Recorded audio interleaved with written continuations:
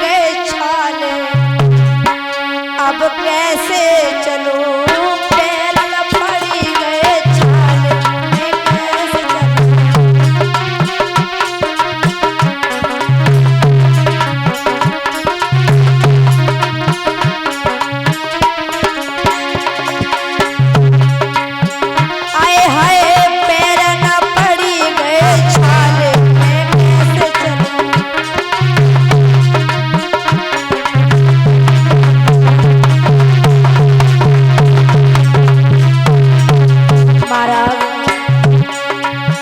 कभी ना उतरा था गोदी से ललना,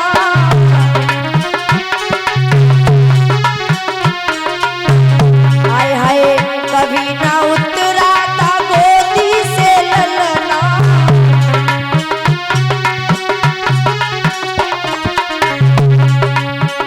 अब चलता दुकान ढाले में कैसे चलूं? पैर न पड़ी गए छाले में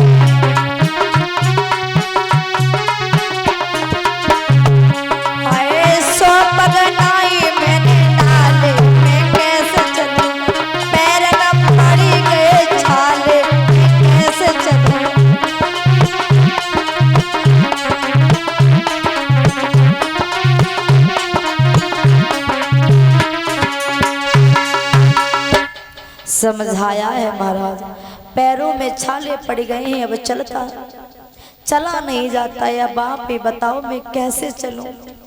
कभी मैंने महलों से नीचे कदम नहीं रखे, अब कोसों दूर मुझे पैदल चलना पड़ रहा है महाराज, मैं नहीं चल सकती। भाई समय महाराज हरिश्चंद्र ने बेटा रोहिदास को गोद में ले लिया, अपनी नारी तारा का हाथ पकड़ लिया, लेकर के चले। उधर विश्वामित्र जी ने तीनों प्राणियों की जब ये बात सुनी तो एक लोटा में जल लेकर के आए और जवाब दिया है, हरिश्चंद्र तुम्हारा बेटा प्यास के कारण मरा जा रहा है, पानी पिला दो। बेटा रोहिदास ने पानी पीने को मना कर दिया, तारा ने भी मना कर दिया, यदि पानी पी लेंगे तो हमारे स्वामी का धर्म नष्ट हो जाएगा। इधर तीनों प्राणी काशी नगर में जाकर के महाराज पहुंचे।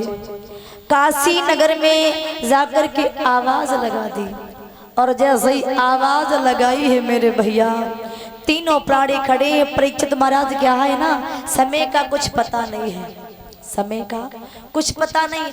अभी हम यहाँ पर बैठे, कल शायद यहाँ बैठने लायक ही ना रहे। अभी हम दोनों हाथ दोनों पैरों से चलने, शायद कल पैर से चलने लायक ना रहे, क्योंकि भगवान की मर्जी के बिना कुछ भी नहीं हो सकता। और जो उस प्रभु ने हमारे साथ में लिख दिया है महाराज, वो हमें भोगना ही पड़ेगा। इधर मेरे भैया श्री व्यास सुखदेव जी महाराज बताते हैं कि हे राजन परीक्षित, अब काशी के बड़े बाजार में तीनों प्राणी खड़े हैं। उधर आवाज लगा दी विश्वामित्र जी ने, अरे काशी की बीच हर नगरिया में भैया की मत हुई रही बजरिया में, दादा की मत हुई रही बजरिया में।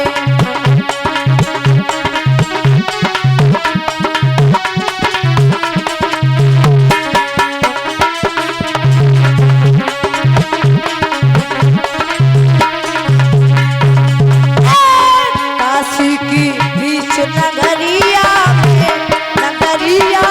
भैया हुई रही कीमत बजरिया में।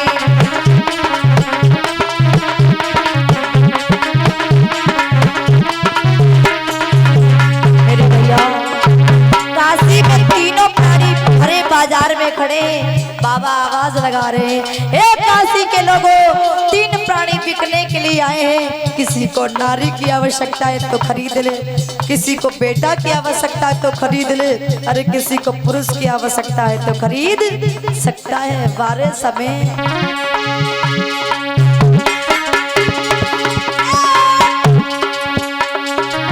तीनों प्राणी ठगे से ठाड़े,